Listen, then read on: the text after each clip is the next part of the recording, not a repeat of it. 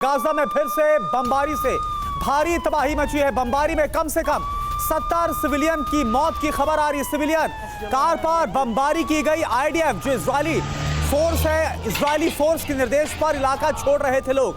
हमले में कई नागरिकों की मौत हुई है। तो ये तस्वीरें आप देखिए, सिविलियंस मारे गए हैं। और बड़ी बात यह भी कि ये वो लोग हैं जो कि उत्तरी इजराइल से जा रहे थे, क्योंकि कल ही इजराइल की तरफ से फोन किया गया था कि इस पूरे इलाके को खाली किया जाए, लेकिन इसके बावजूद जो इजरायली फोर्स है उसकी तरफ से इन कारों पर बमबारी की गई और 70 सिविलियन, इसमें बच्चे भी शामिल हैं, जो मारे गए। और आइए अब देखते हैं कि ये जो बड़ी खबर है, ये जो हमला हुआ है, इसके बारे में बड़े अपडेट्स क्या हैं, इसमें बड़ी बातें क्या हैं, इसके अहम फैक्ट्स क्या हैं। तो पलायन कर रहे लोगों पर बमबारी हुई है और इसी वजह से ये हमला भी सवालों के घेरे में है।